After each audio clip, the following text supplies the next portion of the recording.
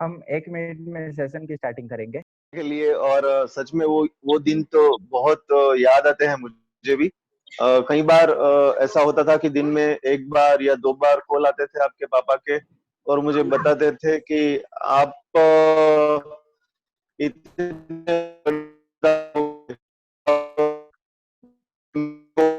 Sir आपकी आवाज cut रही है सर।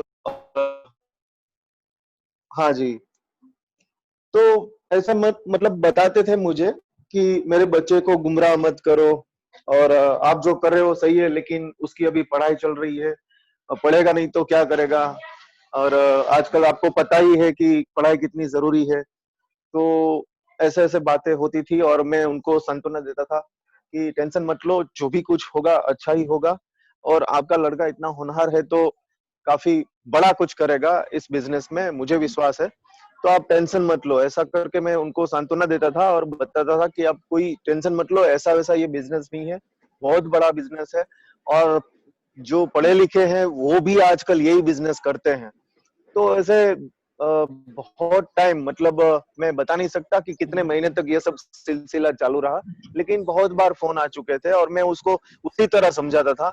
और आपकी मदर के बारे में भी बताते थे कि वो मतलब जॉइंट फैमिली था, तो ये सब अच्छा नहीं लगता कि उसको बाहर जाना पड़े, ये करना पड़े, वो करना पड़े, बाहर निकलना आसान नहीं है। हम फैमिली, हमारा जॉइंट फैमिली है, तो ज्यादातर लोगों को अच्छा नहीं लगता है, मतलब रिश्ते खराब होते हैं। वहां तक बात चली गई थी, यहाँ तक बताया था कि हमारे जो परिवार के रिश्ते हैं, जो रिश्ते नाते हैं, उधर भी कुछ ना कुछ दरारें पड़ रही है। तो आप कृपया करके इसको बंद करो, और कुछ करो। आप आपने ही ये बिजनेस दिया है, और आप ही इसको संभालो, और आप ही इसको समझाओ। तो मैं हर वक्त उसको यही बताता था कि आप जो बिजनेस कर रहे हैं, आपका जो फैमिली बिजनेस है, और उससे आप यकीन करो कि इसमें आपको बहुत बहुत बहुत मतलब बेनिफिट होगा। ये बिजनेस धीरे धीरे, तो धीरे धीरे आप कुछ भी एडजस्टमेंट करके इनको ये करने दो। और मैं उनसे यही प्रार्थना करता था कि इसको चालू रहने दो। ये मेरे लिए नहीं था, जैसे कि आपने शुरू में बताया था कि ये बिजनेस ना मेरा है, ना मेरी अपलाइन का है, ना मेरी डाउनलाइन का है, ये बिजनेस मेरा है। तो मैं यही समझता था कि ऐसा कोई बिजनेस अगर ऐसे किसी भी इंसान को अगर मिल जाए तो उसकी लाइफ बन सकती है, और आपने ये करके दिखा दिया कि आपने अपनी 18 साल में लाइफ बना ली है। So thank you very much Hitesh. Thank you sir. बस यही सर मेरी लाइफ की जर्नी स्टार्ट हुई थी। जब मैंने ये सेशन जब ये मैंने शुरुआत की थी मोदी केयर की, तो तब मुझे भी ये चुनौती आती थी। मेरे घर पे मेरे पिताजी कहते थे कि तू ये बिजनेस क्या कर रहा है, तुझे पता नहीं चलता। मैंने लाइफ देखी है, मैंने देखा है। तभी सर एक ही बात चली हुई थी, एक ही मोदी केयर का साया छाया हुआ था कि मोदी केयर में से मेरे सपने पूरे हो सकते हैं। तो वही सपनों को पूरे करने के लिए मैं जब बाहर निकलता था, जब मैं डेमो करने के लिए जाता था, क्योंकि तभी मेरी पढ़ाई चल रही थी और अभी भी मेरी पढ़ाई चल रही थी।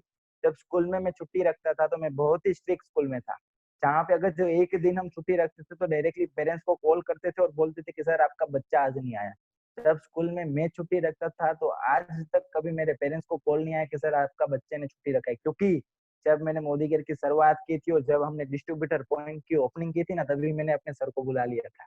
और मेरे सुनील सर आए थे, उन्होंने पूरा बिजनेस प्लान, वो हमारे मीटिंग में बैठे थे, सेशन में बैठे थे और पूरा सुन लिया। तो मेरे सर को भी पता चल गया कि ये बंदा जो कर रहा है अच्छा ही कर रहा है, ये लड़का कभी झूठ नहीं बोलेगा और ये लड़का कभी आड़ी लाइन में नहीं जाएगा। तो वही बिजनेस मेरे शुरुआत किया था, मुझे मेरे सर का सपोर्ट मिला था, मेरी मम्मी का सपोर्ट मिला था। फिर पिताजी को जिस तरह से पता चला कि ये बिजनेस करने जैसा है, ये बिजनेस में आगे बढ़ने जैसा है, तो ये बिजनेस भी उन्होंने भी सपोर्ट देने लगे। सर मैं आपको ये बिफोर आफ्टर का फोटो दिखाना चाहूंगा। ये हमारे सुनील सर है बिफोर में, उसके पास में मैं खड़ा हूँ और हमारे पीछे मेरी मम्मी खड़ी है और बाजू में विजय सर खड़े हैं जो उपलेटा से हैं। और फिर ये आफ्टर का फोटो देखिए कि जहाँ पे मैं और मेरी मम्मी ने बिजनेस स्टार्ट किया था, आज हमारी पूरी परिवार के साथ हम आए हैं। और ये आफ्टर वाला फोटो है कि जहाँ से मैंने मोदी केयर में से कार अचीव की है। तो यही सर हमारा मोदी केयर का है। तो आप देख सकते हो कि सर अगर जब मेरी लाइफ में ये सब हो सकता है, उसके बाद की बात देखो तो सर ये तो अभी हमारी गाड़ियों की लाइन लगी हुई है। सर आप जितनी भी गाड़ियां देख पा रहे हो, ये सब मोदी केयर के कार फंड आए हुए हैं। अभी तो शुरुआत हुई है सर, आगे आगे देखिए हमारा जलवा क्या होता है, क्योंकि सब कहते हैं कि सब्र का सब्र का फल मीठा होता है, तो वही आपको कहना चाह रहा हूँ कि सर सब्र का फल मीठा होता है, बट कभी नसीब की राह पे मत बैठना, कहीं नसीब आपकी राह पे बैठा हो। थैंक यू ऑल, आपने मुझे बहुत बहुत सुना, बहुत बहुत बढ़िया टाइम दिया। और उसके बाद हमारे बीच में एक हमारे चीफ गेस्ट हैं जो उपलेटा से हैं, तो हम उनको भी 10 मिनट सुनेंगे। उसके बाद हमारी ग्रेट अपलाइन ग्रेट लीडर जिन्होंने आज कीर्तिमान हासिल कर दिया है और जिनको हम गुजरात के शेर बुलाते हैं, तो वो भी हमारे बीच में है।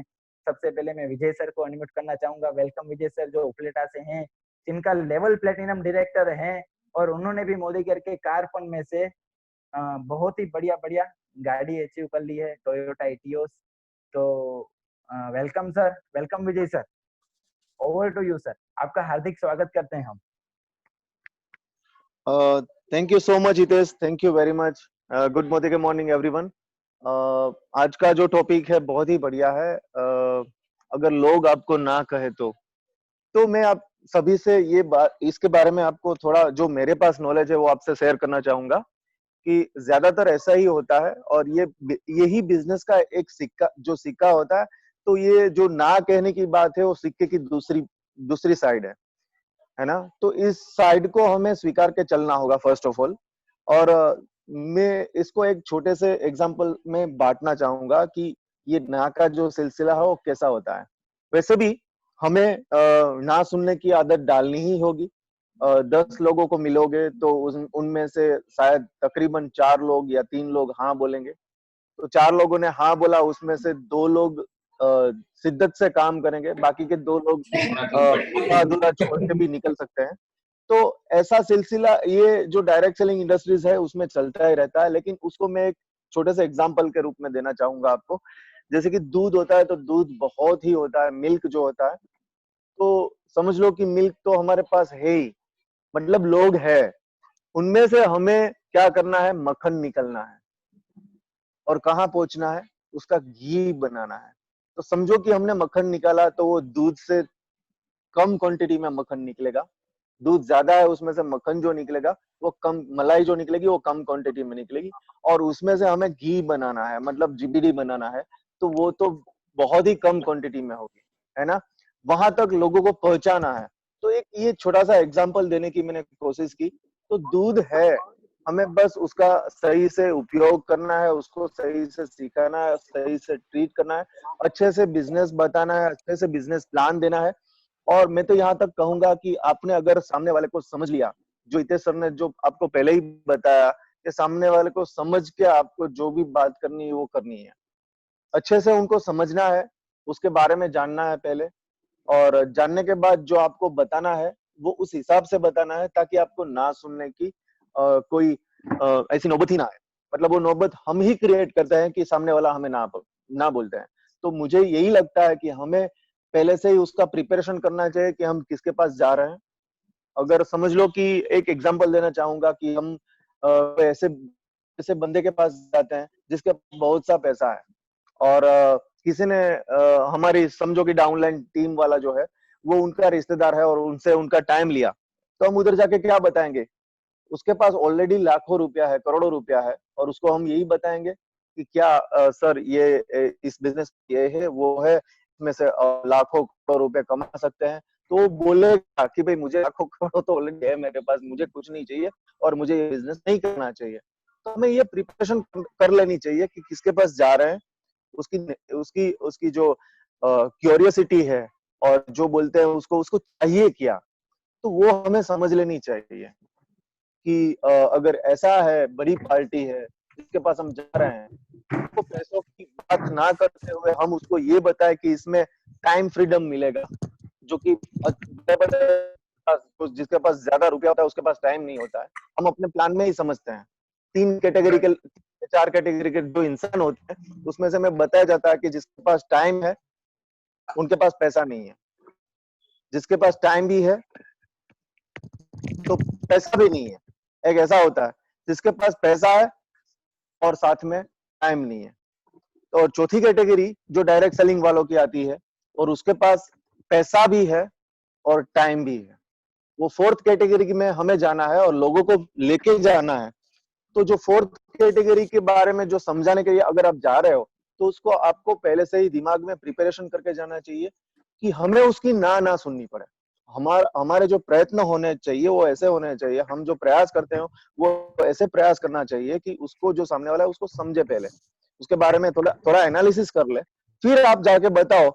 अगर वही पैसे वाले को आप ये बताओ कि सर आपने इतने साल से मेहनत कर रहे हो, इतना सारा धन दौलत सब कुछ कमाया, लेकिन सर आपके पास टाइम कहाँ है, आपके फैमिली के लिए टाइम नहीं है, तो आपको वो इमोशनल टच दे सकते हो जो सच में वो सोचने पे मजबूर हो जाए कि हाँ, मैंने इतने साल मेहनत की है, इतना धन कमाया, अभी हाल ही में मैं 12 घंटे 14 घंटे में मेरी ऑफिस में रहता हूँ, मैं मेरे काम से बिजी रहता हूँ, घर पर जाता हूँ, वो होता है, तो मेरे पास टाइम ही नहीं है मेरी बीवी और बच्चों को देने के लिए, या मेरे पेरेंट्स को जो जो मेरा जो टाइम है, वो जो एक मूल्यवान समय है वो मैं दे नहीं पाता हूँ। तो उसके बारे में आप समझा सकते हो। या तो फिर कोई इंसान ऐसा है कि जिसको स्टेज पे आने का बहुत ज्यादा मतलब उसको मान सम्मान चाहिए, जैसे कि मैं बोल सकता हूँ, तो अगर आपको दिमाग में ये सोच है कि इसको कहीं पे भी मान या सम्मान नहीं मिलता है, इसके पास ऐसा टाइम ही नहीं है, तो उसको स्टेज पे लेके आओ। मतलब उसको स्टेज क्या है, उसको मान सम्मान हमारे मोदी केयर में कैसा मिलता है, उसके बारे में समझाओ। ठीक है। अगर किसी इंसान के पास समय ही समय है, उसके पास कोई काम नहीं है और फिर पैसा कमाना है, तो उस हिसाब से उसका प्रिपरेशन करके उसको आप बता सकते हो कि आप पैसे वाले अमीर कब बन सकते हो और कितने टाइम में बन सकते हो। तो जो भी चीज है, हम बिना समझे, सामने वाले को बिना समझे बिना सोचे अगर हम बात करेंगे उनसे कि इसमें ऐसा है वैसा है वो है ये है, तो सब कुछ हम परोस देंगे, फिर वो भी सामने वाला कंफ्यूज हो जाएगा। तो एक फोकस पॉइंट अगर हमने उन पर बना लिया कि हाँ, हमें इसी पॉइंट के ऊपर हम उसके उसके साथ बात करेंगे, तो वो उसका ना करने का जो चांसेस है वो बहुत कम हो जाएगा। मतलब हम पहले से ही अगर प्रिपरेशन करके जाते हैं तो 90% उसका जो ना बोलने का चांसेस होता है वो कम हो जाता है। अगर फिर भी ना बोलता है वो इंसान कि नहीं मुझे अभी भी नहीं करना है, तो सामने से एक या दो बार हम ट्राई कर सकते हैं कि फिर उसकी ना करने की वजह क्या हो सकती है। तो आज का जो जो हमारा टॉपिक है उस विषय पे हम बात करते हैं। आज मैंने जो भी मेरे मन में था, मैं जो जैसे मैं काम कर रहा हूँ सामने वाले को ऑब्जर्व करके कि हमें क्या करना चाहिए, उसको समझने के लिए, या फिर जो भी कांटेक्ट है हमारा, जो जो हमारी डाउनलाइन है वो हमें लेके जाती है या हमारा डायरेक्ट है, तो हमें सामने वाले को पहले समझ लेना चाहिए और उसके बारे में थोड़ा कुछ नॉलेज रखना चाहिए। उसके बाद हम जाते हैं तो हमारे वो हमें ना करने कहने का जो चांसेस होता है उसको हम मैक्सिमम कम कर सकते हैं। मतलब सीधा वो ना नहीं बोल सकता, हम अगर ऐसी बात रख दे उसके सामने जो सच में उनको चाहिए, तो वो सीधा मना नहीं कर सकता। तो ये चीज है जो डायरेक्ट सेलिंग में ध्यान रखनी चाहिए, और खास करके हमारे मोदी के बिजनेस में। और दूसरा ये कि अ, हमें खुद पर भरोसा होना चाहिए। ये जो चीज है, लास्ट सेशन में जिग्नेश सर ने हमें बताया था कि ओनरशिप के बारे में हमें सिखाया था कि ये बिजनेस हमारा खुद का है। हमारा खुद का बिजनेस अगर होगा तो हम कैसे सामने वाले को समझाते हैं, है ना। जो ऑब्जर्वेशन की बात की, जो उसके बारे में जो उसका जो एनालिसिस जो निकालना है वो निकाल के हम जाते हैं, मतलब पूरा उसका ब्यौरा निकाल के हम उसके पास जाते हैं, तो ना हमें सुनने की नौबत ही नहीं आएगी। तो यही सारी चीजें हैं जो ध्यान रखनी चाहिए मेरे हिसाब से। और शायद मेरा टाइम ही यहीं पे खत्म होता है। Thank you so much Hitesh, और कई सारे लीडर्स को सुनना है और अच्छे अच्छे बड़े बड़े लीडर्स को सुनना है। तो thank you so much. Over to you Hitesh. Thank you sir, thank you. बहुत ही बढ़िया, बहुत ही शानदार जिस तरह से आपने बात की। सच में कहीं ना कहीं हमें अपने ऊपर बिलीफ लेवल होना चाहिए। Thank you sir. उसके बाद हमारे बीच में आज हमारे पास टाइम बहुत कटोकटी और कमी है, तो हम प्लेटिनम डिजेक्टर से स्टार्ट करेंगे। तो हमारे बीच में एक प्लेटिनम डिजेक्टर है फरीद सर, जो राजकोट से हैं और जिनका लेवल प्लेटिनम डिजेक्टर है और जिन्होंने मोदी केयर में से भी अच्छी कार्य चुकी है। तो हम फरीद सर को भी 5 मिनट देंगे। और सर आप भी थोड़ा सा हमें इंट्रोडक्शन दीजिए। Welcome sir. Welcome Farid sir. Thank you Hitesh. Thank you Sunil sir. Hitesh मेरी आवाज आ रही है? जी सर, जी सर। अच्छा, आज का टॉपिक हितेश बहुत मतलब बहुत बढ़िया है। और इस टॉपिक के बारे में अगर मैं बोलूँ तो एक सिंपल और शॉर्ट भाषा में बोलूँ तो ना सुनने में भी एक अलग ही मजा है। अगर मान लो सबको हाँ ही बोल देंगे तो ड्राइवर कौन बनेगा, होटल में खाना कौन पकाएगा और सब्जी कौन बेचेगा, मतलब हर कोई हाँ भी नहीं बोलना चाहिए। और ना सुनने में एक और फीलिंग है, अगर जो बंदा आपको पूरा डेमो दिखाया, प्लान दिखाया, उसके बाद भी अगर मना करता है तो उसके सामने देख के एक मस्त स्माइल करो। वो गारंटी बोलता हूँ उसको रात को नींद नहीं आएगी। नींद इसलिए नहीं आएगी कि उसको सामने वाला रात को सोते समय यही सोचेगा यार उसको मैंने ना किया फिर भी वो स्माइल क्यों कर रहा था। ये मैं इसलिए कह रहा हूँ कि मेरे साथ ऐसा अनुभव हो चुका है। मैं जहाँ जॉब करता था राजकोट के अंदर 23 लड़कों के साथ मैंने जॉब किया है, जबकि उसमें सबसे सैलरी मेरी कम थी सबसे, मतलब मैं 6,500-7,000 में सैलरी में जॉब कर चुका हूँ। किसी का 10,000, 12,000 और 15,000 भी थे, वैसे 23 लड़के थे। आज भी वो लोग जॉब करते हैं, आज भी उनकी वही सिचुएशन है। और आज भी मुझसे मिलते हैं ना तो वो सिर्फ वही बोलते हैं ये फरीद तेरे से होगा, हमारा काम नहीं है। मैं बोलता हूँ सर आप लोगों के साथ में रह के मैंने सीखा था। तो ना सुनने में एक और बात कहना चाहूंगा, ये ना टॉपिक है ना बहुत बढ़िया है, मतलब लाइफ का टर्निंग पॉइंट है। जैसे आप किसी को अच्छे से पूरा आपने 100% दिया फिर भी उसने मना किया, तो आपके दिल में कहीं ना कहीं कोने में उसकी एक जगह बन जाती है कि उसको एक अंदर से ऐसी फीलिंग रहती है कि एक दिन मैं इनको बन के कुछ ऐसा दिखाऊंगा कि ये बंदा अपने को देख के सामने से जुड़ेगा, अपने साथ काम करेगा, ये फीलिंग बन जाती है। और ऐसा मेरे हो चुका है। मतलब आपकी एग्जाम हो रही है ऐसा समझो, लोग मना करेंगे ना तो समझो कि उस वक्त आपका एग्जाम चल रहा है। और ना ना मतलब ना नहीं होता है, उसका वो समय ऐसा होता है, मतलब वही बोलता है ना कि ऊपर वाले का इशारा होता है, किसका समय आता है और किसका नहीं आता है वो हमारे हाथ में नहीं रहता, वो ऊपर वाले के हाथ में रहता है। आप कितना भी उसने 100% दिया फिर भी उसको ना वो बोलता है तो उसमें हमारी गलती नहीं है। हम लोग ये सोच के डिप्रेस में रह जाते हैं, ये सोच के हम नर्वस हो जाते हैं यार हमें क्यों उसने मना किया, इतनी सालों की दोस्ती थी, हमने उतना इतना इतना समझाया फिर भी हमें क्यों मना किया। कई लोग ये भी सोचते हैं कि मेरी कहीं ना कहीं गलती थी। मैं बोलता हूँ अगर गलती नहीं करोगे तो आएगा कहाँ से। बिजनेस सीखना भी तो गलती करके ही सीखते हैं ना। अगर मान लो 100% पहले से आता रहेगा तो आप तो सबको जोड़ दोगे, और मान लो सबको जोड़ दोगे तो आप टाइम किसको दे पाओगे। भी तो एक पॉइंट की बात है ना। आप मान लो 10 लोगों से मिले आज, फिर कल 10 से मिले, भी तीसरे दिन 10 से, मतलब 30-40 लोग हो गए एक हफ्ते में। फिर आप किसको किसको टाइम दे पाओगे। मतलब जो लोग ना से घबराते हैं उनके लिए एक छोटा सा मैसेज है, जो लोग आपको मना करते हैं उसको सामने देख के एक मस्त स्माइल करो, उसके हाथ मिलाओ, उनसे बोलो कि भाई मेरी जब भी जरूरत पड़ेगी मुझे याद करना। और जिस दिन हमारे आपको लगे कि है, आपको लगे कि हमारे साथ काम करना है तो डेफिनेटली याद करना। कुछ प्रोडक्ट चाहिए तो भी बोलना। मतलब उसको जब अलग हो तो ऐसा उसको गिल्टी फील ना हो कि यार उसको बुरा लगा। मैं तो बोलता हूँ मजा आ जाना चाहिए, वो तुम्हारे बारे में सिवाय कुछ सोच ही ना पाए पूरा दिन, ऐसा उसके साथ बिहेवियर होना चाहिए। और ये बिजनेस की बहुत ताकत ऐसी होती है कि लोग इसमें आने से पहले ही डरे रहते हैं।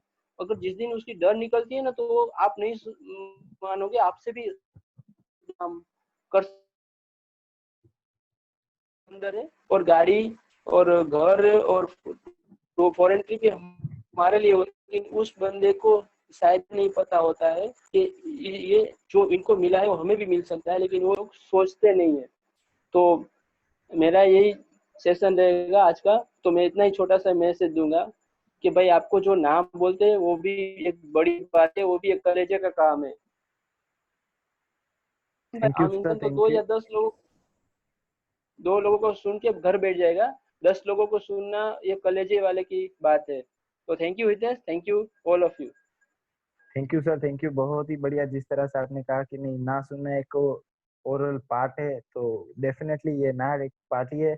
उसके बाद हमारे बीच में एक हेतल सर है जो भी राजकोट से, जिन्होंने मोदी केयर में से एक बहुत ही बढ़िया गाड़ी अचीव की हुई है और जिनका लेवल प्लेटिनम डायरेक्टर है। Welcome sir, over to you sir. मैंने आपको अनम्यूट कर दिया है। Welcome sir. Thank you ji.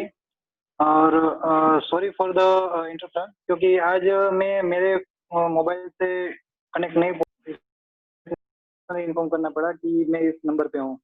And thank you. और आज का जो टॉपिक है वो बहुत बढ़िया है। उसमें फरीद जी ने जो बताया ये रियलिटी है कि हर लोग जो होते हैं जो मोदी के में जुड़ने के बाद उनको नो सुनने का मौका मिलता है, और उस मौके को वो एक अपॉर्चुनिटी समझ के अगर उसको टैकल करेंगे तो बहुत बढ़िया रहेगा, जैसे फरीद जी ने किया है, जैसा विजय जी ने समझाया, बहुत अच्छी तरह से समझाया। और आपने जो कहानी बताई वो तो डेफिनेटली काबिल तारीफ है।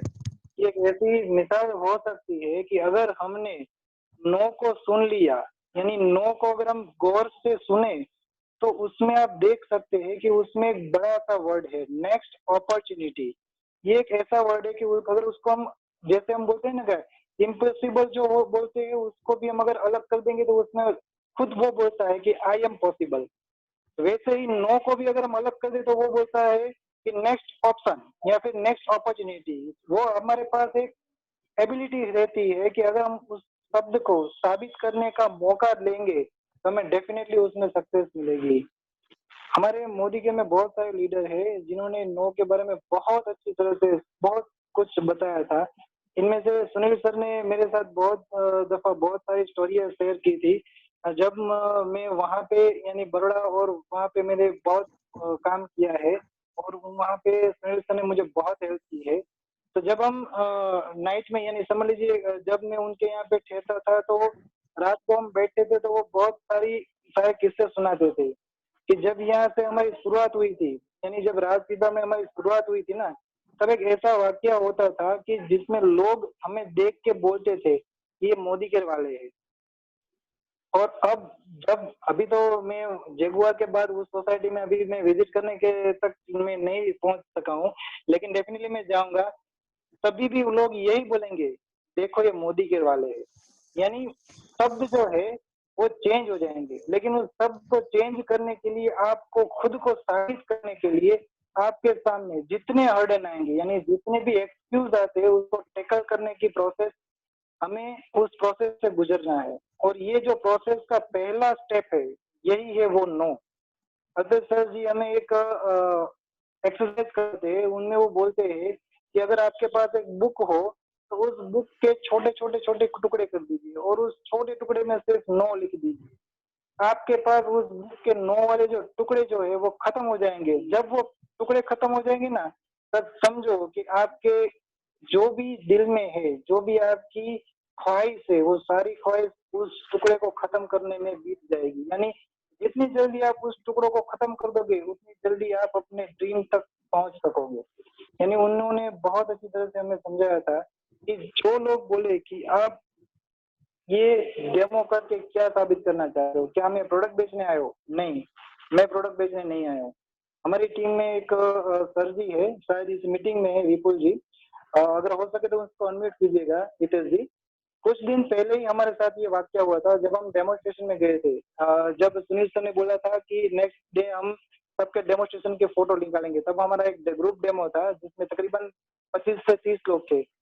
उस डेमोस्ट्रेशन में एक सर जी थे जो रिटायर्ड पर्सन थे। उसका एटीट्यूड इतना बढ़िया था कि जब हमने डेमोस्ट्रेशन स्टार्ट किया तो उसका एक ही स्लोगन था कि ये जो है चीजें हमें बेचनी है। मैंने बोला नहीं, हमें बेचनी है। उसने बोला कि मुझे इसकी कुछ जरूरत नहीं है, मेरे पास सब कुछ है। मैंने बोला सर जी आपके पास सब कुछ है? उसने बोला हाँ सब कुछ है। बोले क्या क्या है? वो बोला मैं रिटायर्ड पर्सन हूँ, मेरी महीने के 30, 40, 50 हजार जितनी आमदनी है। मैं बोला ठीक है, तो आपके फैमिली मेंबर कितने हैं? वो बोले सारे family member out of India है। बोला वो क्यों गए? तो बोले जॉब करने के लिए। मैंने बोला अगर आपके पास सब कुछ है तो हम लोगों को आपने जाने क्यों दिया? तो उसको यही रुकवाते ना। वो बोलते इंडिया में कुछ नहीं है। मैंने बोला इंडिया में कुछ नहीं है? इंडिया में जितना है ना वहाँ कोई विदेश में कुछ भी नहीं है। अभी थोड़े ही टाइम पहले ही उनका फोन मुझे आया था, उन्होंने मुझे पर्सनली बोला था कि सर जी अगर ये अपॉर्चुनिटी हर एक बंदे तक पहुंच जाए तो हर एक इंडिया का जो नागरिक है वो सक्सेस हो सकता है। यानी हमें सिर्फ समझाना होता है कि इसमें क्या अपॉर्चुनिटी हम उसको देना चाहते हैं। पहले अगर वो नो बोलते तो वो हमारे लिए बहुत अच्छा है, बाद में उस नो का यस 100% आ ही जाएगा। लेकिन उसके दिमाग में एक ऐसा स्टैम्प हमें छोड़ना है कि जो बंदा मुझे दिखाने आया था वो तरह की अपॉर्चुनिटी मुझे दिखा के गया है कि जिस अपॉर्चुनिटी से हम लोगों का बहुत भला कर सकते हैं, राइट। तो ये हमारे लिए जो 9 वर्ड्स है, अगर हम उसको अपॉर्चुनिटी की तरह हम देखेंगे तो हमारे लिए बहुत अच्छा रहेगा। अगेन मैं कहना चाहूंगा, जितनी लाइफ में 9 मिल सके, जितनी वो बटोर लो, वो आपको जिंदगी में सक्सेस करने के लिए हेल्प होगी। Thank you Hitesh ji, thank you all thank of you you. Thank you sir, thank you, बहुत ही बढ़िया, शानदार रहा। उसके बाद मैं करीब करीब अनाउंस करना चाहूंगा कि अभी हमारे पास और 10 से 12 मिनट है, तो हम अभी जिग्नेश सर को सुनेंगे, जो हमारे ग्रेट लीडर बोलते हैं, जो जामनगर से बिलोंग करते हो, जिन्होंने मोदी केयर में से एक अच्छी सी कार और हाउस फोन लेना चालू कर दिया है। उसके बाद 11-20 के बाद हम जिसकी राह देखे बैठे थे, हम जिसको सुनना चाहते थे, जिन्होंने पूरे अपनी लाइफ में जितने एक्सपीरियंस थे वो बटोर के जो अपने मोदी केयर में लाए हैं, तो हम उनको सुनेंगे। तो आई रिक्वेस्ट कि आप जितने भी अभी पीपल हैं वो 11-20 के बाद वापस एंटर हो जाए, तो जिससे क्या होगा कि हम सुनील सर को ज्यादा से ज्यादा सुन पाएंगे। Welcome Jignesh sir, over to you sir. Thank you so much Hitesh ji. और आज का टॉपिक बहुत ही जबरदस्त है, उसी के साथ मैं सभी लीडर्स का वेलकम करना चाहूंगा, specially our great global black diamond director Sunil Lamoria sir. Okay, और आज का जो टॉपिक है कि अगर आपको ये बिजनेस करते करते ना सुनने मिले, ज्यादातर लोग ना बोले तो हमें क्या करना है। वैसे तो चीज बहुत सिंपल है, बहुत सारे लीडरों ने अच्छी तरह से समझा और आपने भी बहुत भली बात ही समझाया है कि लोग ना बोले फिर भी हमें काम करना है। लोग ना बोले फिर भी हमें काम करना है। ठीक है, आपको पहले तो ये कि लोग ना बोले उससे आपका क्या लेना देना है, ये सबसे इम्पोर्टेंट चीज है। देखिए, जितने भी लोग ना बोलेंगे, मैं बहुत बहुत बहुत बार लोगों को कहता हूँ, जब मैं बिजनेस की अपॉर्चुनिटी लोगों को समझाता हूँ तो मैं उनको ये समझाता हूँ कि सर ये प्रोडक्ट इतने अच्छे हैं।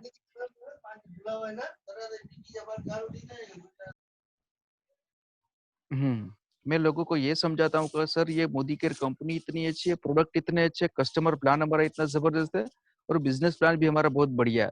ठीक है, तो ये करने से आप लोगों से मिलोगे तो आपके ओवर पीरियड ऑफ टाइम, अगर आप इस चीज को कंसिस्टेंट करते हो, लोग आपसे जुड़े या ना जुड़े ये दूसरे नंबर की बात है, मगर आपको रोज चीज करनी है। कितने भी लोग आपको ना बोले वो मैटर नहीं करती है, मगर आपको एक ही काम करना है कि आपको रोज करना है ये काम।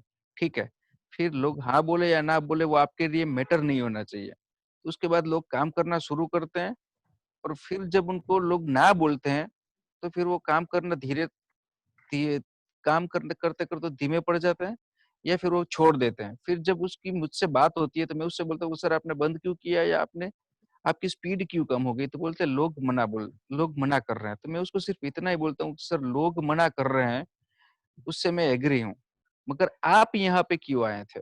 आपने डेमोन्स्ट्रेशन की किट क्यों बनाई? आपने मोदी केयर के प्रोडक्ट यूज करना क्यों शुरू किया? इसके सवाल के जवाब दीजिए मुझे। तो जब वो जवाब देते हैं कि सर मेरे ये सपने थे जो आपने मुझे बताए थे और मेरे सपने जो आपने जगाए थे, वो सपने पूरे करने के लिए मुझे ये काम करना है और उसी के लिए मैंने शुरू किया है। अब मैंने कहा जब आपको अपने सपने पूरे करने हैं और लोग मना कर रहे हैं, तो उसका मतलब क्या है? उसका कोरिलेशन मुझे समझाइए ना। आप आपके सपने देखिए लोग मना कर रहे हैं और आप ये बिजनेस कहीं ना कहीं छोड़ देते हो या नहीं कर रहे हो, तो इसका मतलब चीज एकदम सिंपल सा है कि आपको अपने सपने पूरे करने हैं या नहीं करने, उसका डिसीजन किसी थर्ड पार्टी के ऊपर है, आपके ऊपर नहीं है। मुझे तो इतना ही पता चलता है, ज्यादा नहीं पता चलता सर। क्योंकि दूसरे लोगों के करने के बावजूद अगर आप ये कंटिन्यू करते हो तो ही आपके सपने पूरे होने वाले हैं। और दूसरे लोग मना कर रहे हो और आप छोड़ देते हो, इसका मतलब तो ये कि आपका कहीं ना कहीं सीधा ये कहना है कि वो मना कर रहे हैं वो लोग, इसलिए मैंने छोड़ दिया। इसका मतलब ये कि आपके सपने पूरे होंगे या नहीं होंगे ये तो थर्ड पार्टी के ऊपर डिपेंड है, आपके ऊपर तो है ही नहीं। तो जब आपने ज्वाइनिंग किया था, जब आपने बिजनेस स्टार्ट करने का डिसीजन लिया था, वो तो आपने अपने आप के कॉन्फिडेंस के ऊपर से लिया था। तो दूसरे मना कर रहे हैं तो उससे आपको क्या फर्क पड़ता है, मना करे या ना करे। ठीक है, और सबसे इम्पोर्टेंट चीज, ये नेटवर्क मार्केटिंग बिजनेस ऐसा है सर कि लोगों को ये बिजनेस करना अच्छा नहीं लगता। कहीं ना कहीं लोग इस बिजनेस को बहुत नेगेटिवली सोच से समझ रहे हैं। ठीक है, तो हमें उन सब लोगों को पॉजिटिव करना पड़ेगा। तो it's a big challenge for all of us, सभी लीडर्स के लिए, सभी नेटवर्कर्स के लिए। और जितने भी लोगों को मोदी केयर में अपने सपने पूरे करने हैं, वो सभी लोगों के लिए सबसे बड़ी चैलेंज है। तो कहीं ना कहीं हम सबको मिल के डट के सामना करना पड़ेगा। और सबसे बड़ा सामना में जिसका करना है ना, वो है नो।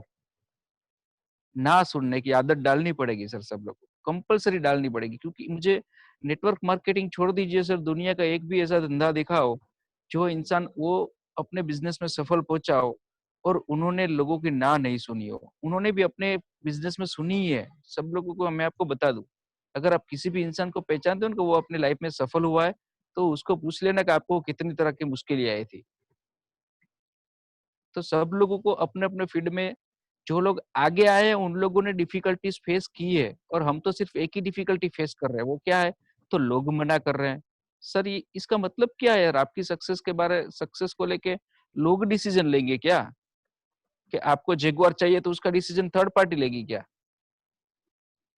अगर लोग मना कर रहे हो और आप नहीं कर रहे हो, तो इसका मतलब तो यही हुआ। मुझे तो इतना ही पता चलता है। Again I repeat this point. ठीक है, तो अगर आपको आगे आना है तो कंपलसरी कंपलसरी कंपलसरी लोगों की ना सुननी पड़ेगी। और ये ना सुनने की जो बात है ना सर, वो कहीं ना कहीं आपके और आपके सपनों के बीच की एक ऐसी प्रोसेस है जो सभी लोगों को ये फॉलो करनी पड़ेगी। It's a process. सफलता सफलता और आपके बीच की एक प्रोसेस है, और जिसका बहुत छोटा सा नाम है, सिर्फ 2 डिजिट का, 2 अक्षर का, वो है NO। आपकी और सफलता के बीच का रास्ता, वो है NO। अब जो रास्ता ही है, तो रास्ते के ऊपर से तो गुजरना ही पड़ेगा ना। रास्ते के ऊपर से गुजरोगे नहीं तो आप मंजिल तक पहुंचोगे कैसे सर? आप रास्ते के ऊपर से गुजरोगे ही नहीं तो मंजिल तक पहुंचोगे कैसे? मैंने अपने हिसाब से एक थॉट बनाई है कि मुझे मेरी मंजिल पे पहुंचना है। अगर लोग मुझे मना नहीं करेंगे और मंजिल पे पहुंच भी गया ना सर, तो मंजिल बुरा मान जाएगी। समझने का प्रयास करना मेरी बात, ये स्टेटमेंट को। मैंने मेरी मंजिल डिसाइड की हुई है। अगर मैं मेरी मंजिल पे पहुंच भी गया और लोगों ने मना नहीं किया ना, तो मेरी मंजिल बुरा मान जाएगी। तो लोग तो मना करने चाहिए सर। चैलेंजेस तो आने चाहिए, क्योंकि चैलेंजेस के बगैर की सक्सेस का कोई टेस्ट भी नहीं रहता सर। अगर आप सफलता पा रहे हो या पा ली है, और उस बीच में आपको डिफिकल्टीज नहीं आई है, आपको मुश्किल ही नहीं है, आपको तकलीफ नहीं पड़ी है, तो सर वो सफलता का कोई टेस्ट नहीं रहता। आपकी स्टोरी नहीं बनती सर सफल बनने के बाद। अगर आप बड़े लीडर बनते हो ना, तो वो स्टोरी बननी चाहिए। और स्टोरी कब बनेगी? जब लोग आपको नो बोलेंगे ना सर, तब आपकी बहुत जबरदस्त और इंटरेस्टिंग स्टोरी बनेगी। एक छोटी सी बात कह के मैं मेरे शब्दों को विराम दूंगा। एक हमारे बहुत ही अच्छे लीडर ने कहा है कि अगर आपको मोदी केयर से बड़ा चेक चाहिए, बड़ा चेक मतलब उसकी छोटी अमाउंट भी अगर मैं आपको कह दूं तो वो है 5 लाख रुपए। उससे ऊपर ही, उससे नीचे नहीं सोचना है आपको। अगर आपको कम से कम मोदी केयर से 5 लाख का भी पे आउट चाहिए, तो आप एक काम कीजिए, 3,000 चिट्ठियां बनाइए। कितनी? 3,000 चिट्ठियां बनाइए। सब छोटी छोटी चिट्ठी है, उसमें आप लिख दीजिए नो, NO। और आप लोगों को मिलना शुरू कर दीजिए। जैसे ही लोग आपको मना कर रहे हैं, तो एक चिट्ठी को फाड़ दीजिए। वैसे ही आप दूसरे लोगों को मिलेंगे, दूसरे लोगों ने मना किया, जितने जितने लोग आपको मना कर रहे हैं, एक एक करके चिट्ठियां फाड़ते जाइए। जिस दिन आपकी 3,000 चिट्ठी खत्म हो जाएगी ना सर, उस दिन आपका कम से कम मोदी केयर का पे आउट होगा 5 लाख रुपए का। वो कंफर्म है। ठीक है, अब मैं इसका लॉजिक समझाता हूँ कि ये कई नए लोग होंगे हम लोगों के बीच में, तो उनको शायद ये बात थोड़ी बहुत समझ में आई होगी, थोड़ी बहुत समझ में नहीं आई होगी। देखिए, मैं आपको एक बात बता दूं। अब मैंने आपको ये बता दिया कि आपको 3,000 चिट्ठी को फाड़ना है। जब लोग आपको एक्चुअली नो बोले तब, ठीक है, ऐसे 3,000 लोगों को। तब जब आप पहले इंसान से मिले, उन्होंने बोला नो। दूसरे इंसान से मिले, उन्होंने बोला नो। तीसरे इंसान से मिले, उन्होंने बोला नो। आप पता है अब लोगों को ज्यादा स्पीड से क्यों लोगों को मिल रहे हो? क्योंकि आपको पता चल गया है कि 3,000 चिट्ठियां फाड़ने के बाद 5 लाख का चेक आने वाला है। अब जैसे आप ज्यादा से ज्यादा लोगों को मिलोगे और सब कुछ ठीक से समझाओगे, तो कहीं ना कहीं बीच में कोई हाँ बोल देगा कि हाँ ये तो करना है।